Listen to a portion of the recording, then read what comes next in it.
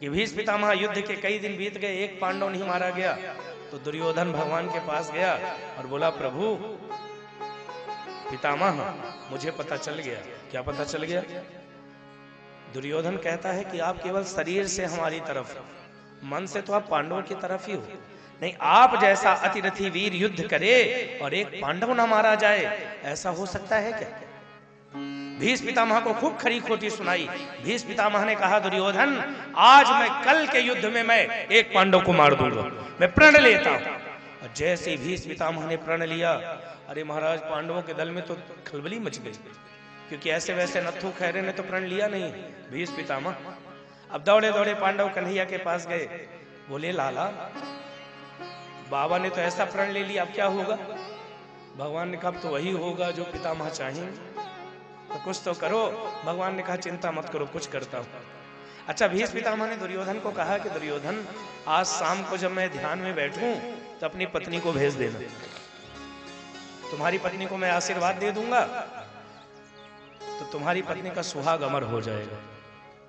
अब शाम का समय था, दुर्योधन की पत्नी बढ़िया सज धज के जा रही थी, तो रास्ते में मिल गए कन्हैया। कन्हैया ने कहा, देवी जी कहाँ जा रही हो? कहा पितामह का आशीर्वाद लेने। अरे कहा हद करती हो, अरे गैर पुरुष के कक्ष में ऐसे जाया जाता है? अरे जाना ही है तो सुबह जाना, शाम को मत जाओ। और भगवान ने ऐसा सिखाया पढ़ाया कि वहां से लौट गई। अच्छा, उसको तो लौटा दिए, दौड़े दौड़े द्रौपदी के पास गए, चल जल्दी तैयार हो जाओ और घूंघट थोड़ा लंबा रखना, मुंह मत दिखाना। अब द्रौपदी तैयार हुई, पीछे पीछे कन्हैया भी गए। अच्छा, भीष्म पितामह ने कहा था कि और कोई नहीं आएगा, यदि कोई आ सकता है तो उसकी दासी। भगवान द्रौपदी की दासी बनकर गए और द्रौपदी को पितामह के शिविर के अंदर कर दिया। पितामह के हाथ में माला थी और ध्यान में बैठे थे। द्रौपदी गई, द्रौपदी को अंदर भेजा और भगवान बाहर खड़े हो गए।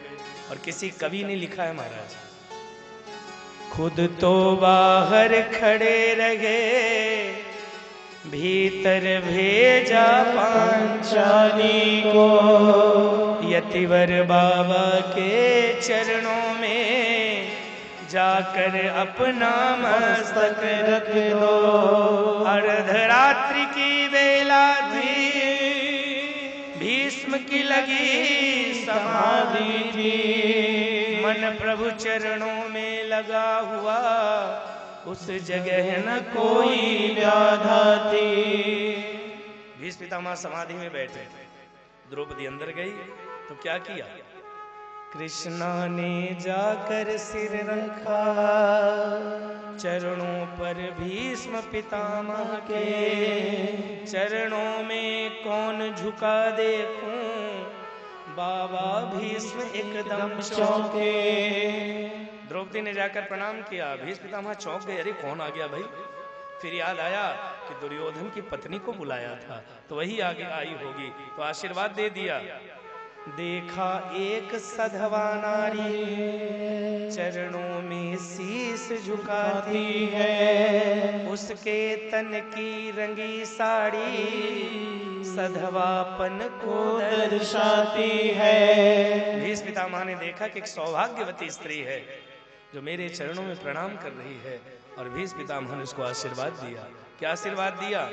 आशीर्वाद मुख से निकला, सौभाग्यवती भव हो बेटी, तेरे हाथों की मेहंदी का ना रंग कभी छूटे बेटी, सौभाग्य तुम्हारा अचल रहे, सिंदूर से मांग न खाली हो, वर देता हूँ तुझको बेटी, तू वीर कुमारों वाली हो।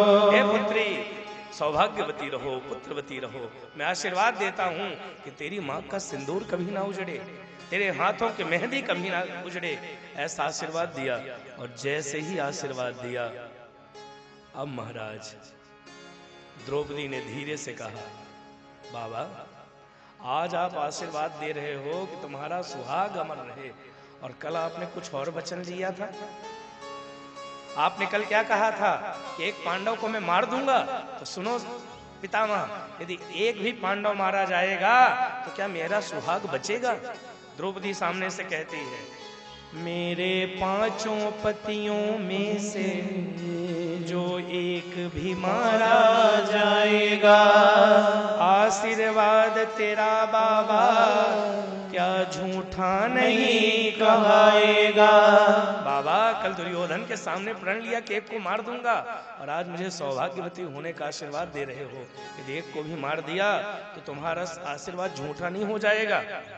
और जैसे ही द्रौपदी की आवाज सुनी तो क्या हुआ, तब आया होश पितामह को, हाथों से माला छूट गई। मन प्रभु चरणों में लगा हुआ, चित चोर समाधि टूट गई। हाथों से माला छूट गई, समाधि टूट गई, और सामने देखा तो द्रौपदी खड़ी थी। अब भीष्म पितामह मौन हो गए।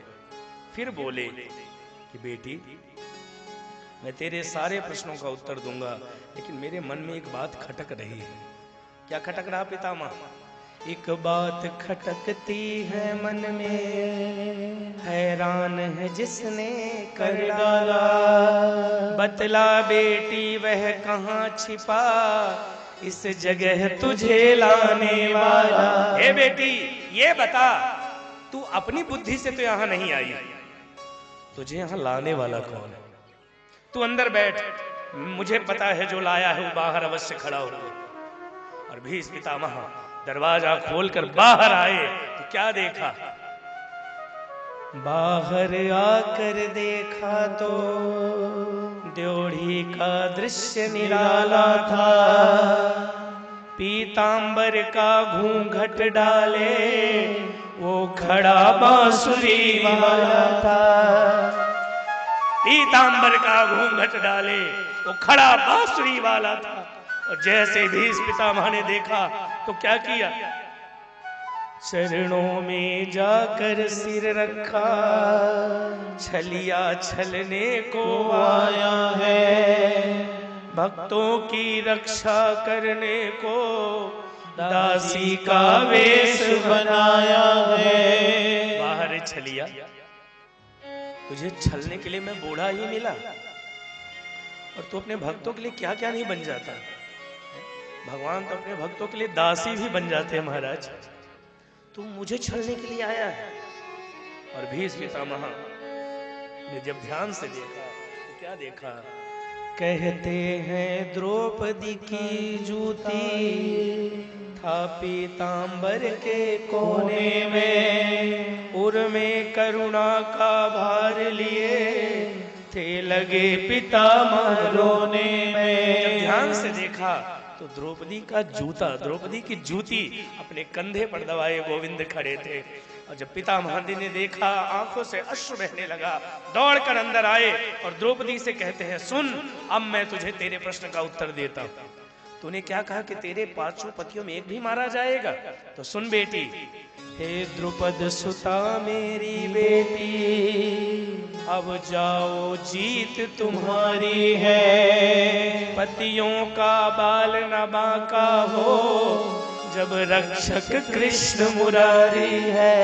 हे बेटी, तेरे पतियों का कोई बाल नहीं बांका कर सकता, क्योंकि तेरे पतियों की रक्षा करने के लिए स्वयं बिहारी जी खड़े। भगवान तो अपने भक्तों के लिए कुछ भी बन जाते हैं महाराज। कल मैंने कहा था ना कि जब कोई सहारा ना मिले तो कभी भगवान का दरवाजा खटखटाना। मैंने सारे सहारे छोड़ दिए, एक तेरा सहारा काफी है। दुनिया के नजारे छोड़ दिए, एक तेरा नजारा काफी। भीष्म पितामह के नेत्र सजल हो गए और कहा, बेटी तुम्हारी ही जीत होगी। आशीर्वाद दिया। इसके बाद भीष्म पितामह स्तुति करते करते अंतिम में कृष्ण के चरणों का ध्यान लगाया और पितामह के अंदर से ज्योति निकली और वो ज्योति जाकर कृष्ण में ही समा गई। भीष्म पितामह इस तरह से अपने प्राणों को त्यागे, स्वर्ग से पुष्प की वृष्टि होने लगी, चारों तरफ जय जयकार होने लगा। बोले वृंदावन बिहारी लाल की जय। और बिहारी जी का जय जयकार करते हुए सारे देवता चले गए।